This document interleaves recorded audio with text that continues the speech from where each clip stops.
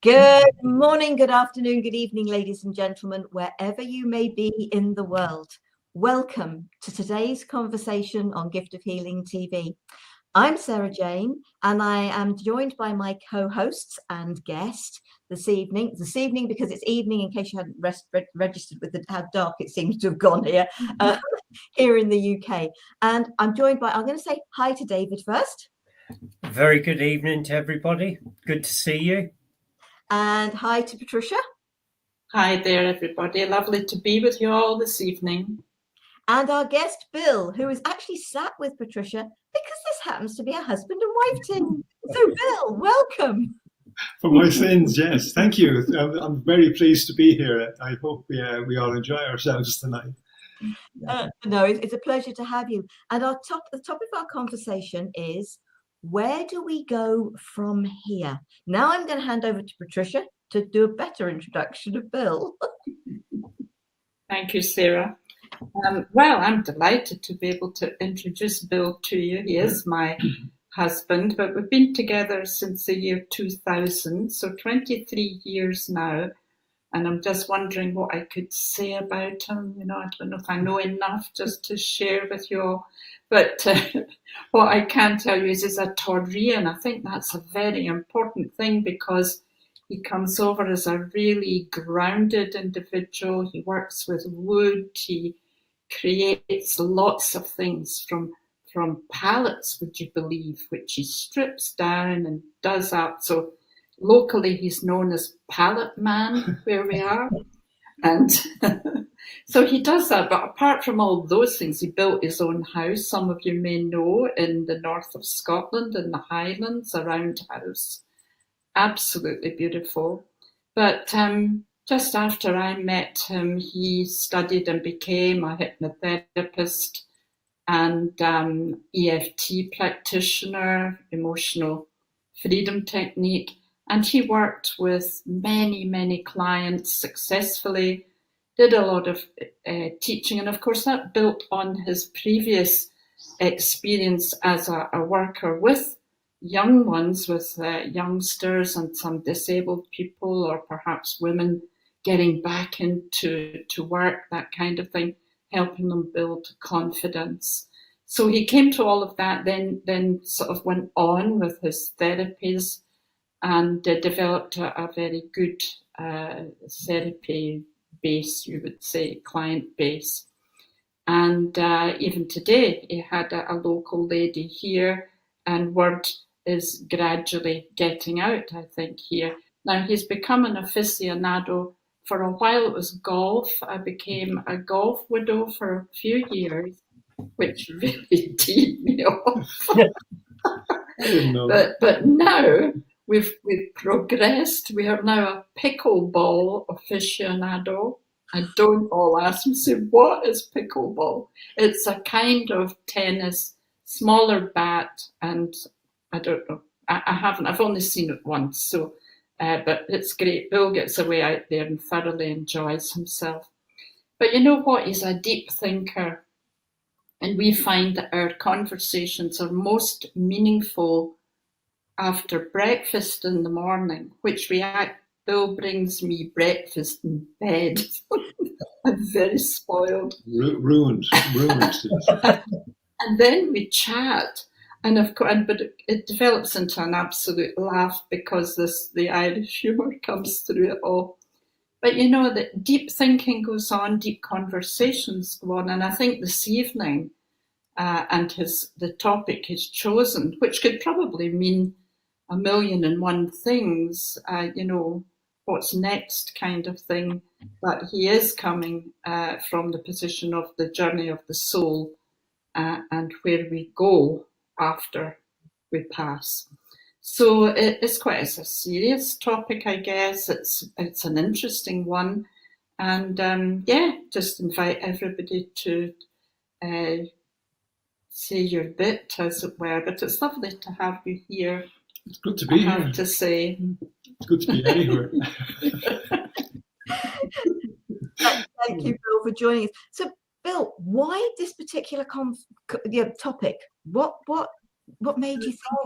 It has always interested me from the point of view of, we hear so many versions and so many, if you like, opinions on what it is. I mean, we get now these what they call NDEs, people with near-death experiences, and then they come back and give you a story. And the big question with that is, oh, was that just your imagination? It was the brain was, playing tricks, etc. And are you only seeing what you believe it to be, rather than what actually is?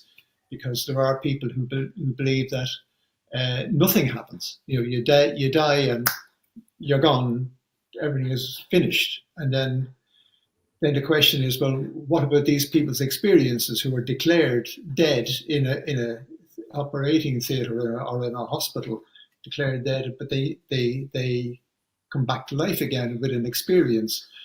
And that's fascinated me. I have my opinion, if you know what I mean, my own vision of what it could be. But the question I have put to myself is this my, if you like, deep down religious beliefs? Because I was brought up as a Catholic, and I heard someone saying the other day on one of these shows, saying, I'm a recovered Catholic, and so, but it still has an effect, of course, your upbringing and what you were taught. So the idea of heaven and hell and pearly gates and, St. Peter waiting at the gate for you and all the rest of it. I don't think it's quite like that, to be honest with you. I don't think he's going to be waiting at the pearly gate with a book, checking out who did what and what you didn't do and what you should have done. I think it's a bit more enlightened than that, and more freer than that. That's my opinion. But I'd like to hear other people's opinions on it. From the point of view of,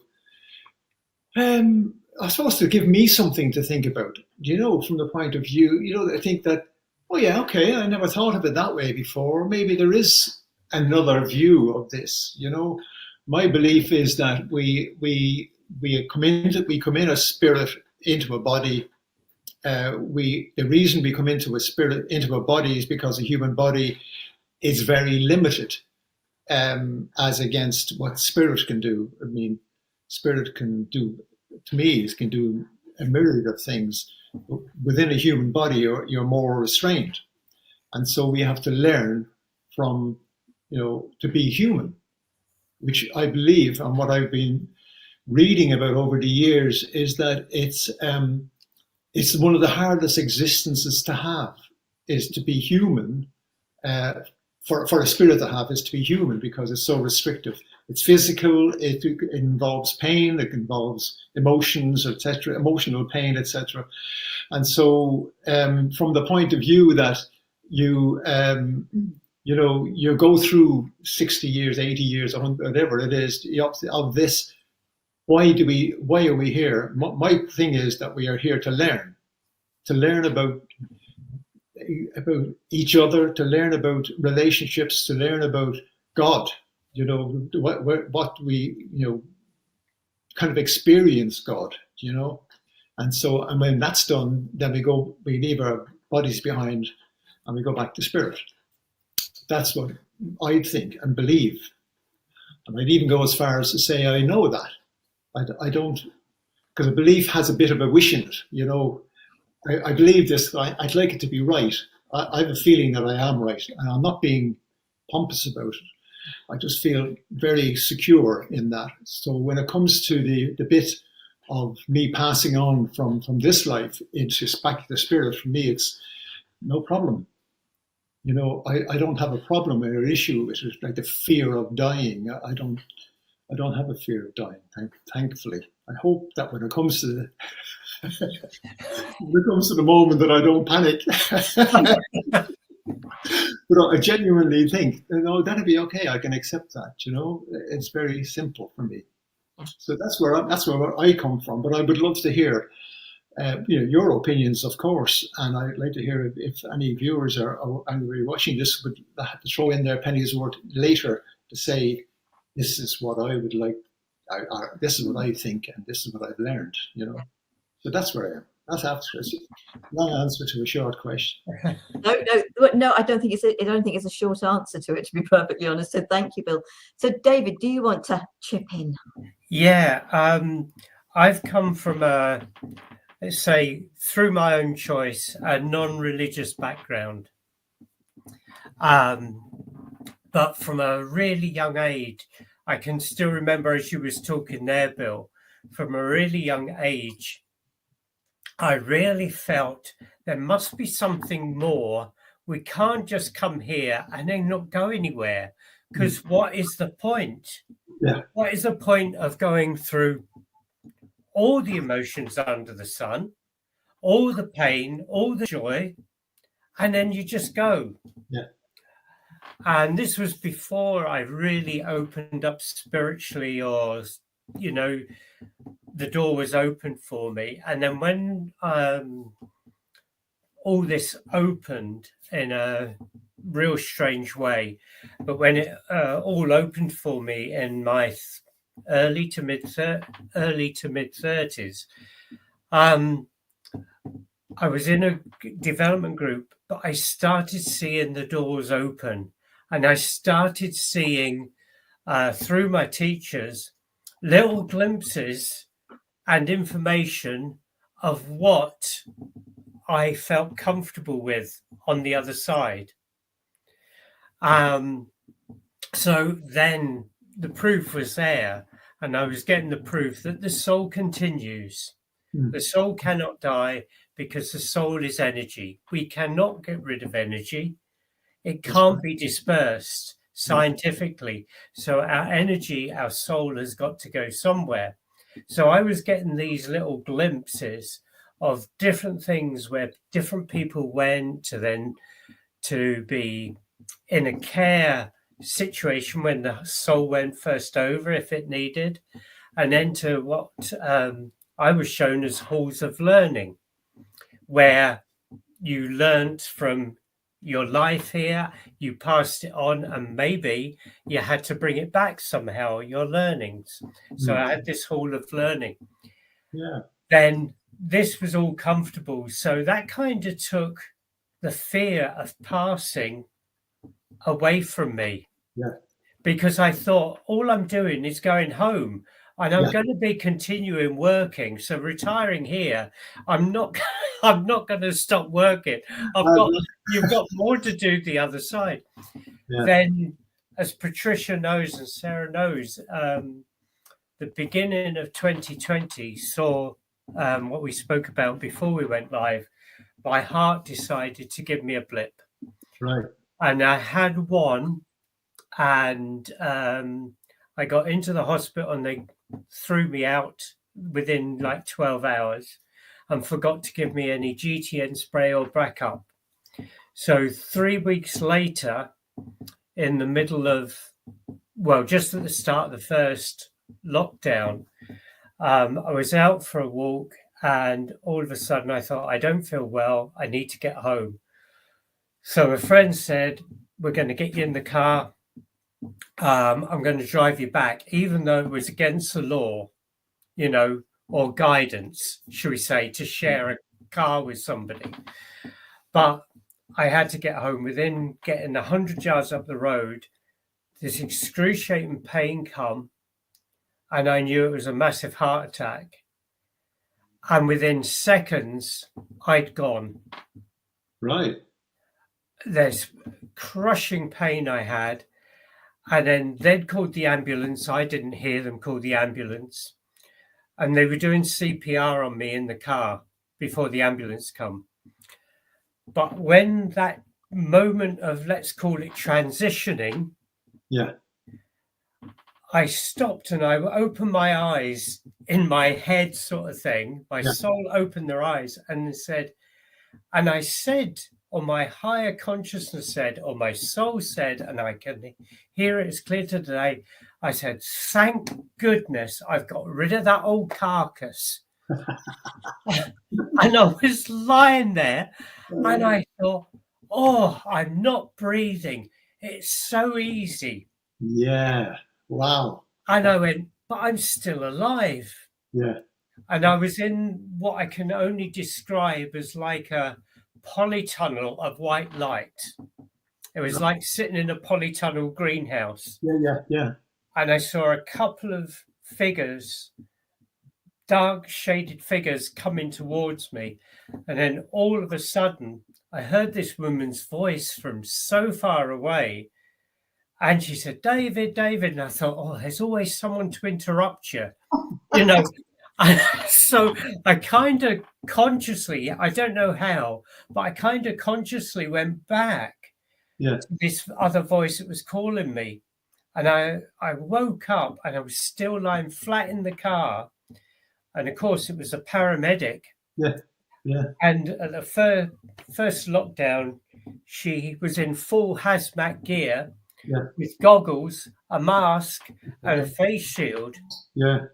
And I opened up and I opened my eyes and said, oh my goodness, you're enough to give anybody a heart attack looking like that. You knew it wasn't an angel. No, it was like something out of the film Alien with standing over me. But that, when I come back, that really has had a profound effect on me I can and imagine. my belief system. Yeah. And my, well, let's call it my belief system or my understanding of what the soul can experience for me when it passes over. Yeah. And although I want to keep working here for a lot longer, if you're listening, guys and girls, but that point of transitioning, all that fear's gone out because it's so peaceful. It's so painless for me. Yeah. And it was just, and I was gone for about 20 minutes. Oh, right. Wow. Evidently, while they were working on me. So I was really lucky, but it felt like 10 seconds. Yeah. I heard somebody say they describe it like it's going from one room to another. It's as easy as that. Yeah. Rather than a big hoo-ha and a big thing. It's just moving on to another dimension. It's no big deal. Do you know what I mean? I think we always, as humans, we think of it as being a big thing, but I think for a lot of people, I think it's for everyone. You just move into another dimension. So whether you're in an accident or whether you die in your bed or die alone or whatever, it's a very simple transition. You just go. I just think I didn't feel as if, oh my goodness, I haven't said anything to anybody, but really I didn't have the chance. But I didn't have that, oh, I wish I'd said this, I wish I'd said that. It was just straight over. And the biggest thing was the relief of not carrying this old body around with me again. And that was my thought. Yes. Wow. That's an amazing experience, because it is something that you're not going to forget too soon. Do you know? Because it's something that's always with you. That experience that it's like when I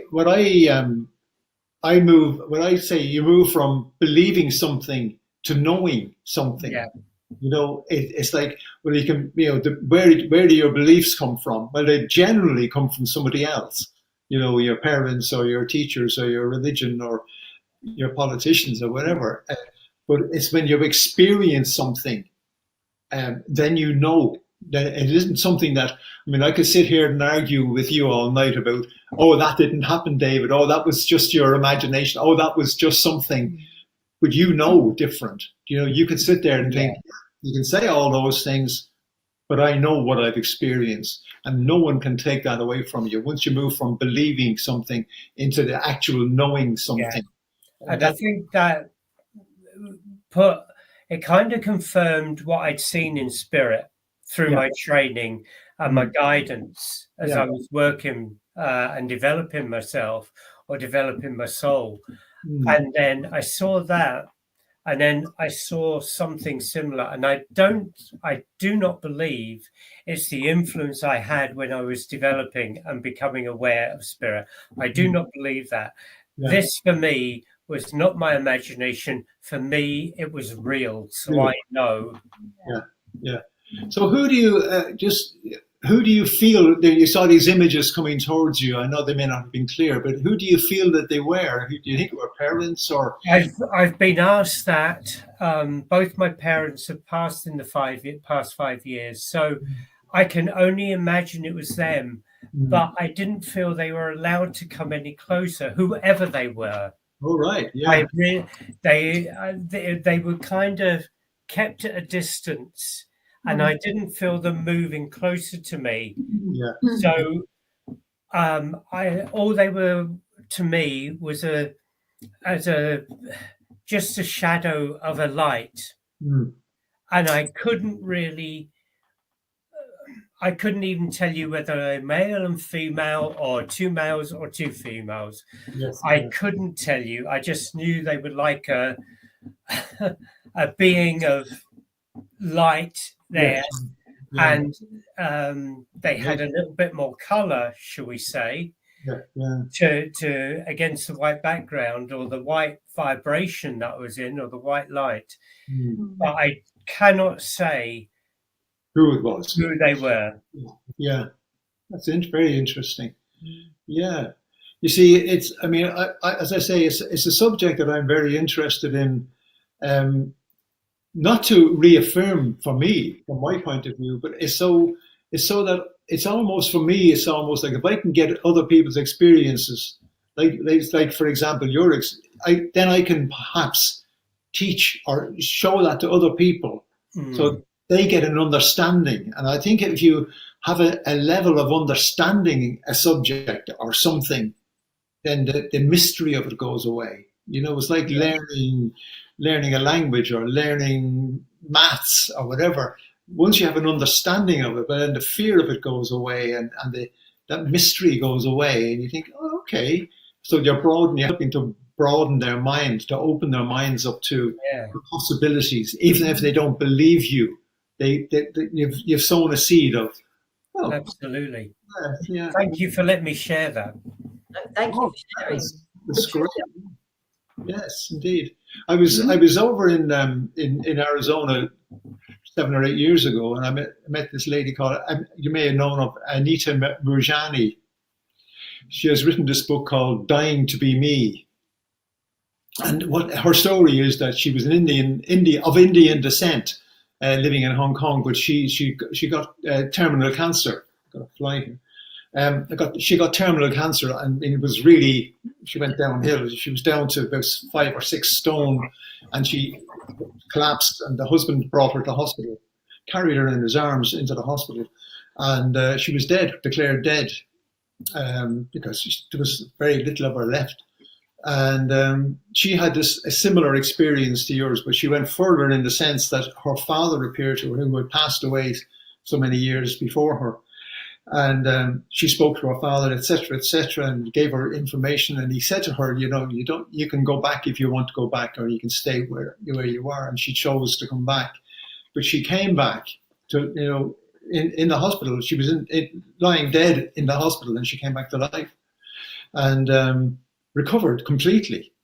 Now, when you hear a story like that, you would think, come on, that's a bit Irish, as they say, it's a bit much. But I've seen this lady. I'm stood in front of this lady, and she's hale and hearty. She's, there's no 6 stone lady, or she's completely clear of cancer. She's completely healthy, and she travels the world talking about it, of course. And I was fascinated by her story, because I just thought that's very, very like what I would imagine it to be like, what I feel it's going to be like, So there's lots of what I call NDEs, near-death experiences that people have similar to yours, which I firmly know that are true. I've no doubt about that. There's no question in my mind about that. And I'd love to. I mean, when I hear stories like yours, I'm gobsmacked, I just think. Oh my! I'm gobsmacked still to be here. Yeah. I think it's amazing. Yeah, it's amazing to have. I mean, not that I would like to have an experience like that, but I think I could cope with it if it did happen to me. So that's fantastic. Yeah. You think Sorry, Sarah. No, carry on. Oh, you sorry, Sarah, were you trying to get in, were you? No, I just let Patricia share, because I know we've all got something to share on this. Well, do you know, I'm just thinking about that. I don't know that I have so much to share, because I was brought up in the Protestant faith, and certain beliefs were applied. But then I've said to you before that Jesus came into my life really vibrantly from an early age. So I guess I just grew up thinking, well, he's there and he's going to be there, and so that's okay. So this is going to sound really ignorant, but I didn't really question anything very much. I just kind of took that, well, that's just the way that is, so that's fine. And it wasn't till a very dear friend of mine had a heart attack. He was a guy that directed a lot of plays, opera, things that I was in at the time in Inverness, and I had sat at his bedside for quite a while, just sort of to be with him. He was on his own, and when he came round, he said to me, he said, Patricia, he said, all of my family were there. And very much like you're describing, David, they were there but quite far away. He said it was like looking at an old-fashioned photograph with everybody, going back to grannies and things, a big family photo. And he described all of that, and he was a very spiritual man. We used to meditate together in a group, and he was telling me all of that. And it wasn't until maybe in the last year or two that I've been beginning to think slightly differently about it all, and moving into more of a place, well, this is the illusion, that this experience we are having that we think is our life isn't really, that this is an experience, a virtual experience, because the real existence is this matrix that is on another dimension, and that's where they're all going. Once they've popped off, they're going back there. And that was it suddenly all began to click into place, because I thought, well, John went back and they are all there, and apparently somebody said to him, no, not now, it's not your time, which I thought was quite funny. And, and he came back and all of that and got better. He has now passed. But yeah, this matrix thing, because I'd been hearing people talk about that. And of course there was the film, and I was thinking, it really made me think. And I thought, I've become very intransigent. I've just had, this is my belief and this is the way it is. And I thought, well, that's not really very helpful. You've got to remain open to other aspects, to other opinions, perspectives. And so, you know what? I'm really beginning to get that this isn't home. Home is the other dimension, and that we're here for all these experiences. I believe, I think I know that I just allow God is experiencing God through me, and that goes back to the creative force.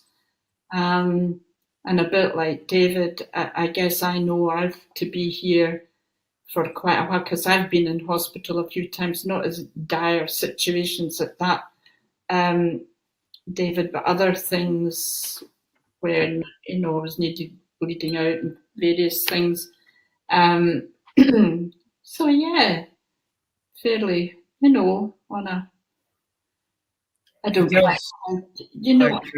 I agree with you, Patricia, about you see life in a very different way when you become so close to home, shall we call it. Yes.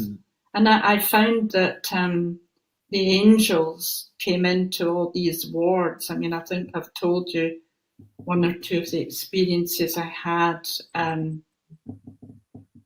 Clear instructions as to who to help, who needed help. You know, you want to help this girl, blah, blah. And of course, I'm saying, so even here, and I'm not feeling well, and you want me to help this girl, and I can't help myself. You know, a few conversations like that went on. But yeah, so to me, it's an intriguing thing, but I can tell you this in all honesty. I feel so much better since I've just twigged all of that. There were a few wee building blocks had to go into place for me, but once they clicked, it clicked. Now the matrix may be a very modern way, if you like, of describing that. Who knows what's right, what's wrong? But it does seem to be a dimensional network, shall we say, that we're all part of.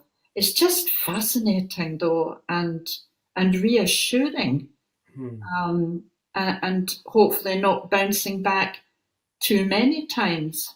I had a friend called Christine who used to say that to me. Oh my God, I pray every night so that I don't have to come back here again. And that, yes, I think I possibly agree with that. Yeah, but we're not meant to remember the previous lives, so. Yeah. And I years ago, years and years ago, I was raised a Catholic, and yes, I suppose I don't affiliate myself with any religion now. So yeah, I'm a recovering Catholic. I like that term, I really do. But years ago, I read a book, and I think it was called Life After Life, and it was about these near-death experiences. And there were some wonderful stories in that book. There were, and I've used the word story, but it was people's experience. And actually, just recently, I connected with a lady called Lynn K. Russell. She puts the K in there because she said there are so many Lynn Russells. Lynn K. Russell, and she came on the program, and she was talking about all the research she did into NDEs. Over 2,500 people. Oh, wow, that's a lot. Wow. And that, I'd say, is just touching the surface. Oh gosh, yeah. I think a lot of people don't report it. Oh, well, because they're not going to. So many people won't believe them. They won't listen to them. But some of the stories in there were so beautiful. The stories, they really were. And I'm not going to go into sort of my memory of some of them.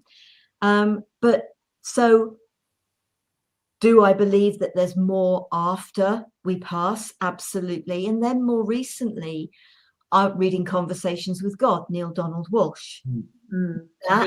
But then he's also written a book called At Home with God. That's right, yeah. I don't tend to use that word God. I tend to use the word creator. Yeah. I also love the term great mystery. I really do. But in there, he refers to the day we die as being our continuation day.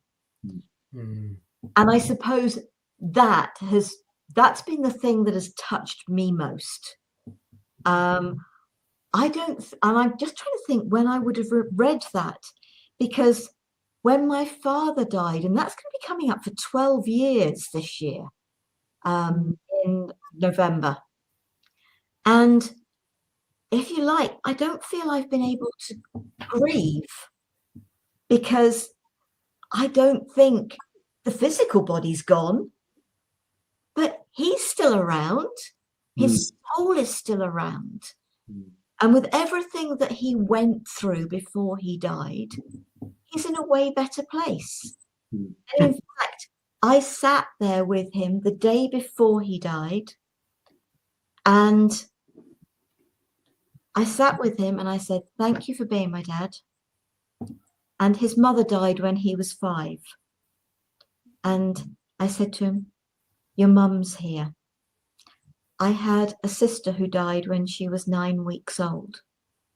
I said, Gillian is here. I said, your father is here. And my mum miscarried what we believe were 2 boys. We believe she couldn't carry boys. And I said, and the boys are here. They are all here for you, waiting for you. He was 80 years old. He hadn't seen his mother for 75 years. And the way he was feeling, he just wanted his mum. So the importance of saying to him, they're here for you. Yeah. You can let go. Yeah. Let go the following day. Mm. And I believe that was without fear. Yeah. Mm. Yeah. Yeah. Because, and I don't know whether any of you have ever seen, there's a program, and I think it's called, it's an old program called Touched by an Angel. Oh, yeah. Downey, and sort of several others, and they were angels, and they came to people, but then they had, was it Andrew? I know they had a couple of different guys that played sort of the angels of death, but they weren't the angels that were about killing people. They were there to walk people home. Yes. Yes. Yeah. Yes. Yeah. Yeah. Well, the Grim Reaper story frightens the life out of people, doesn't it? Sorry. You know, the Grim Reaper story. Oh. You know, this hooded figure with a, you know, to come to get you kind of thing. You know, Yeah. it's all religious based to frighten the life out of you. You know. Yeah. Frighten the life out of you. Well done.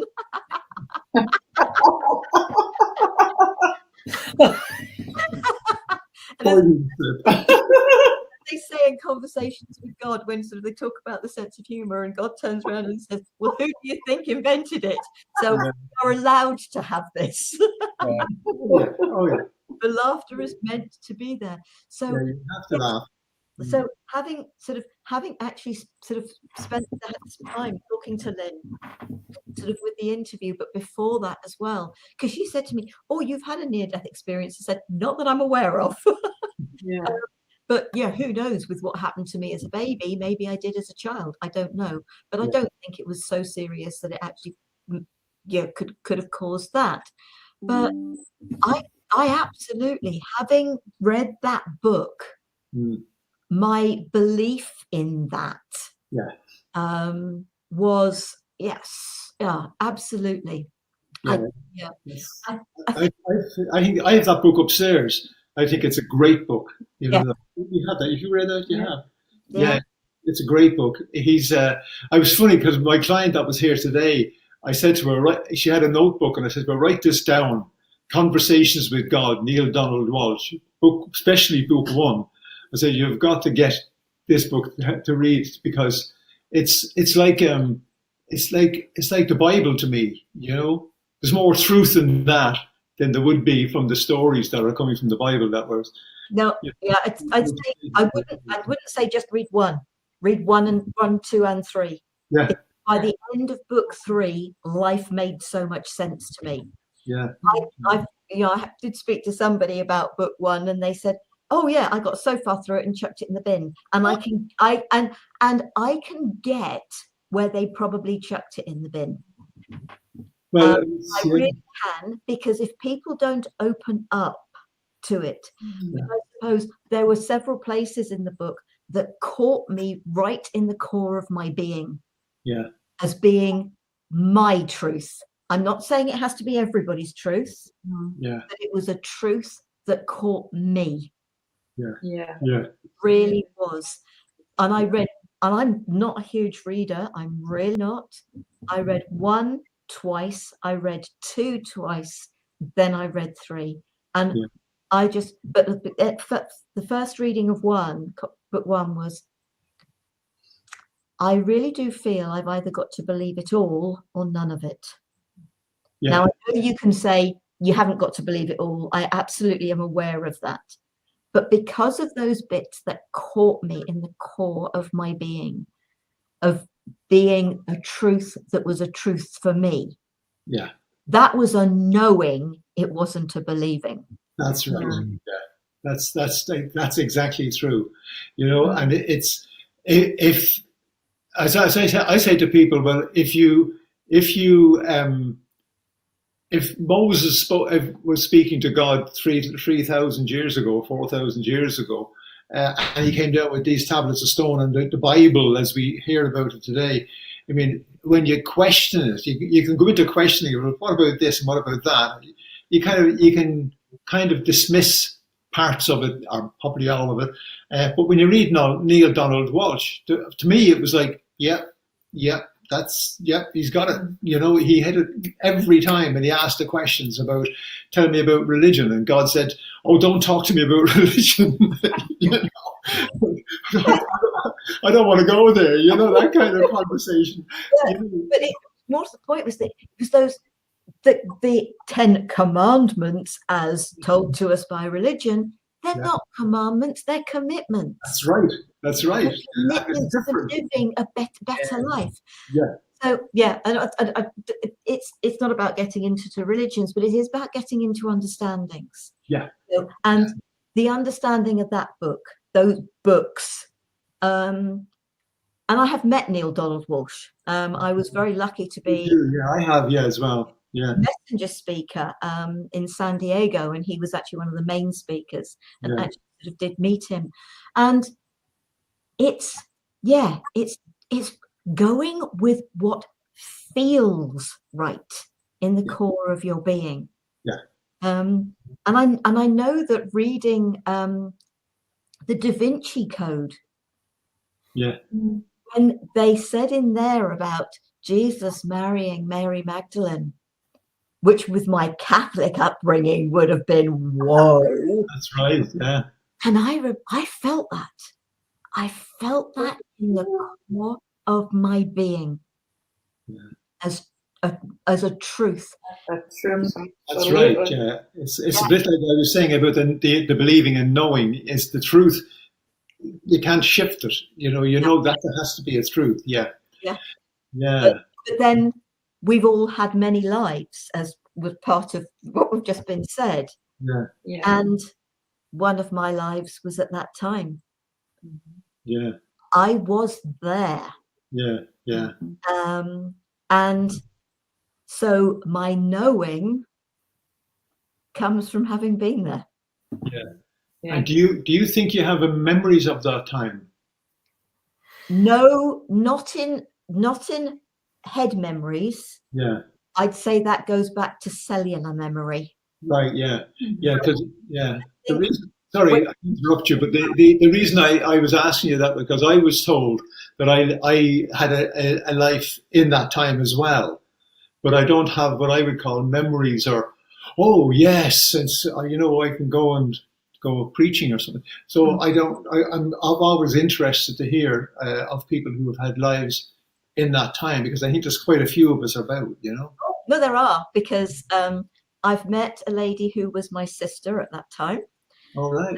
And I know somebody else who I've connected with who was around at that time as one of the 12 apostles. Yeah. So yes, absolutely. There, I wouldn't mind betting that we're actually all here at this time. I was just thinking that. I think this lady here was there. Yeah. So I think, David, do you know whether you were? I have to say yes. I'm not jumping on the bandwagon, but I do know I was there. That I feel that was my first physical incarnation on this earth. Right. I've been shown it. I've experienced it, and I know it. It's very different to say, oh, I've got a feeling. Was I there because I like this or like that? And that's fine, because maybe the feeling is something to do with you having memories at that time.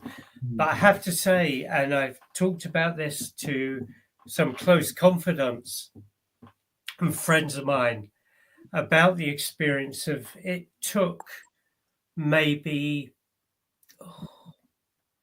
most of my life to understand and put into place, and it all fell into place maybe about 6 or 7 years ago. And when I looked back, I had all this evidence come to me. So that's when I sat and I thought, yes, that's my home back there. Yeah. What I was, whether my spirit was beyond that or not, but which I have feelings, have knowledge, but yeah, I think we're all sitting here with that connection this evening because I've got goosebumps. It did. Yeah. No, when I wrote The Magic of the Magdalene Key, it was Mary Magdalene that downloaded that to me. And, I can't really remember very much of it now, but I do remember her saying that there were 144 Magdalenes gathered at that time. And I know a few people who were Magdalenes at that time. And it was really a very powerful movement because, they were still repressed. The men still repressed them in those days. And so there was a lot of the divine feminine frustrations going on even then, as we know. But so much of the work that they're giving me and they're continuing to give me, because I'm aware that I was putting to bed the most wonderful diary for 2024, thanks to your good selves, dragons coming through and David's wonderful aura mist coming through. But, what I was putting in also were some messages from Jesus and Mary, just lovely divine feminine and masculine messages. But, I had already started a book about that, and it caused me today to actually go in and really write a lot and bring that to the next step. So I know Nina will be finished soon, and I'll just say to her, here's your next project, So very much we were in the energies of the divine feminine. Even then it was beginning to resurrect itself, shall we say, and through Jesus, because he had a very balanced energetic field in his masculine and his feminine, which he fully embraced, And I don't know why I started telling you that now.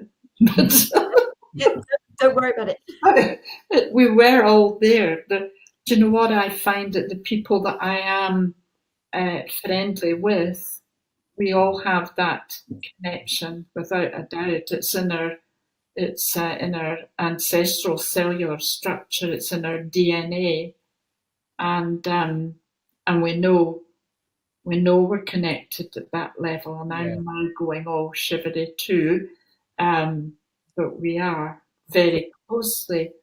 So it seems to me that this work we're doing, one way and another, has deep, powerful meaning, and it will go out. I mean, I really feel that, Sarah, that more and more people will be watching these programs, and it will be switching lights on for lots of people, pennies dropping, and all that. Let's hope so. Oh, yes. I would like to add something else, Bill.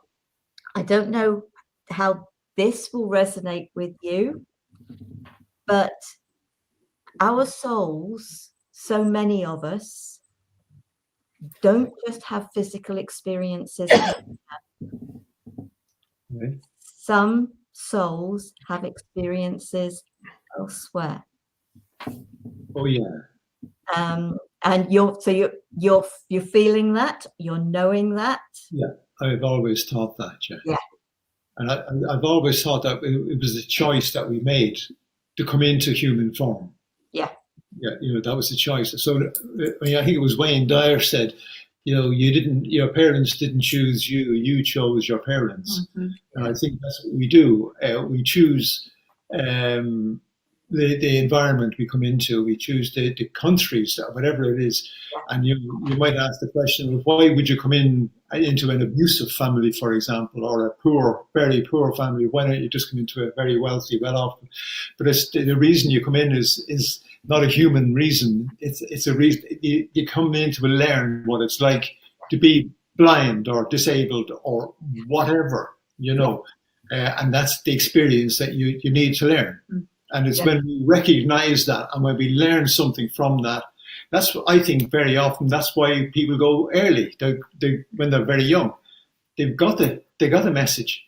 It's like, okay, no, I don't have to stay here any longer. And they develop a disease or whatever, an accident or whatever, and go back. So we have as humans, we have a very, generally speaking, there's a very limited vision or understanding of what it's all about. That's why I kind of asked the question: is where do we go from here? Because I think a lot of people, one is they haven't got a clue. Second is that if they do have a clue, they haven't thought much about it. And I think that if they can sit down and ponder for a second and ask the questions, they begin to realize that, there is a lot more to this than meets the eye, and maybe I should ask more questions. Which is nothing to fear, but we've had experiences not just here on Earth. Yes, absolutely. We come here to experience. Yeah. Oh, yeah, absolutely. That's saying, how can you know heat if you don't know cold? How can you know poverty if you don't know wealth? How can you know dark if you don't know light? How can you know anything if you don't know its opposite? Yeah, you have to know the opposites. Yeah.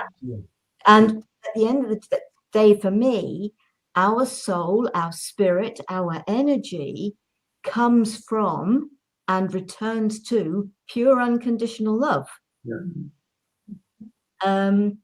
And therefore, we choose to have these experiences.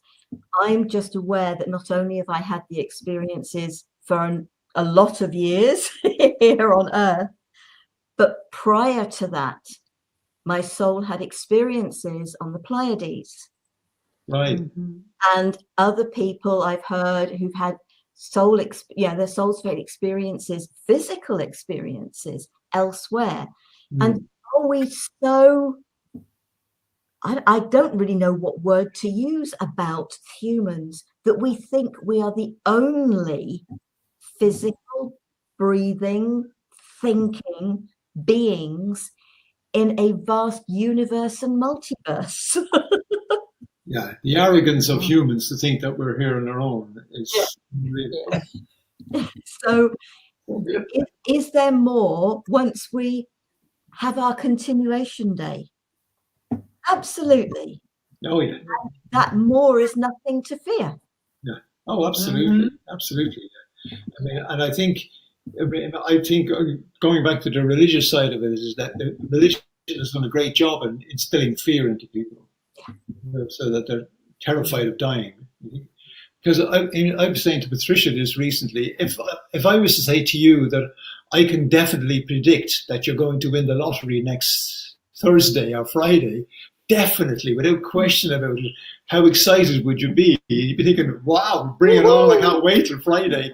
And if I said to you, oh, well, on Saturday, by the way, you're going to die, how do you feel about that? There's always hang on a minute, why would I, to me, it's like, well, that's even better than winning the lottery. Yeah. If the so-called believers are saying, oh yes, I think we go somewhere special and all the rest, but if you talk about them, oh, you're going to die, it's like, oh, well, not now. I do everything I can not to do that.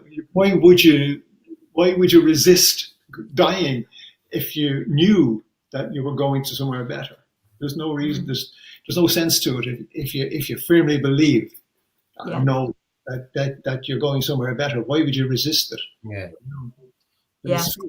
We haven't got long left. So, any final words? Now, maybe we'll come to you at the end, Bill, so that you get final words in your topic. Okay. So, David. Yeah, thanks. It's been so interesting, Bill. Thank you so much. Okay. I really, Life Between, was it Life After Life was such an amazing book. Right. And I have to go back to reread it again after reading it at the beginning of my spiritual awakening, so to speak. And I'm sure I'll see a lot more in it. But I'm sure you have. But I read the book Many Lives, Many Masters. No, I don't know that one. Yeah. Many Lives, Many Masters by Dr. Brian Weiss. Right. I know Brian Weiss. Yeah, I know the name. Yeah. And he spoke also about the lives in between the lives that we have. And he'd done so much research. and he had a young girl go to him. I will be quick. A young girl go to him, so many phobias, but when he put her under hypnosis, he worked at Harvard, and when he got all this information out through hypnosis. And then when he went to find all this information she'd poured out to find out about her phobias, he had access to the Vatican vaults at one point, and he could have some of the vaults. And he was confirmed all what she said about these lives that had gone back. Wow. It's quite a heavy book to read and get into, but it's so fascinating. And then she spoke about the lives in between the physical life she had. It's a fascinating book. So, but I just want to thank you. This has been a fascinating subject. It really has. And we could go on all night with stuff. I know, but this has been a great opportunity. Thank you. Patricia. Yes, I feel the same. Thank you for bringing us to that point. It's, I think I would like to read that book, that one you're referring to, David. Many lives, many masters. Many lives, many masters. Yeah. So make a note of that. I tend not to. I'm hearing Bill saying people are so afraid of death. I have to say, live in the present moment these days, and not be thinking too far ahead. So that's where I'm at. That just keeps me grounded in the moment, and I think I'll make do with that. I'll leave you to think about it. Step out the fear, Patricia. Get everybody to step out the fear. Absolutely. False evidence appearing real. Absolutely. People say, oh, there are two meanings. No, there's third one because that one's never there. And that's it, isn't it? It is nothing to fear. No. That's right. Whatever we've been taught, people have tried to instill in us, I can't fear it because it's going to happen to us all. So it's a process. It'll happen when it's going to happen.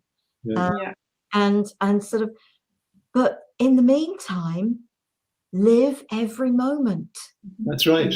Oh yes, absolutely. But also remember, grandmother Anna, this is Jesus's grandmother, reputedly lived till she was about 600. You know, that she was just perpetuated and perpetuated because she had so much work to do and things to do. So that's what I'm working towards. I'll need more hip replacement. The Department of Works and Pensions are going to go nuts. Oh, brilliant. How long is this woman getting her pension for? 250 years. You'll break your back, Patricia. But you know, we are so powerful. I keep saying this to everybody. And we really need to step into our power. And be all we can be and heal ourselves, all that. I mean, who am I to talk? So many things tracking off, but you know, we're bouncing back every time, getting stronger, and I'm slowly replacing her with new bits. Just be careful. I'm working on the brain bit at the moment. Good luck with that. Any final words, Bill? Well, the only thing I would say for anybody, I mean, it's a bit for this little group. It's like preaching to the converted, but for people who are watching, it's to me, it's not a religious thing. It's not don't depend on religious beliefs to know the truth, and for just to be open to the possibilities. And I think once you're open to the possibilities, even if you're if you're in, that negative or disbelief phase of your life, is that if you are just say, well, I'm open to maybe experience of some form, that there's, someone's going to give me an experience that I cannot deny, that there is something else other than what we have around us, and I think that's what the message I would say to people is: just open your mind and just be as open as you could possibly be, and just never know. You just never know. And we'll meet each other all on the far side anyway. Yeah. As someone said, you can't get out of here alive anyway. Absolutely. Although the Celestine prophecies would probably tell you differently. Yeah. Yeah. So anyway, thank you, Bill, and thank you to my two co-hosts, Patricia. That was good. Thank you for letting me be. It's been a real pleasure. It really has. Next week, Sally Tyler is going to be joining me and going to be sharing what is the Moon Eye Key. So we get lots of different things on these programs, and do check out Lynn's program, because she was talking about near-death experiences and beyond near-death experiences. So please do check out that program. It was fairly recent, and it's under the interviews, catch-up page of the interviews on the giftofhealingtv.com website. Bill, thank you. I will put all our website addresses under the video on YouTube, so if you're watching there, you can find all of us under that. If you want to ask a question of anybody, connect with any of us, please feel free to. In the meantime, to all of you, love, peace and light. Take care, be safe. God bless you. Take care. Namaste. Namaste. Bye-bye. Namaste. Bye. Bye.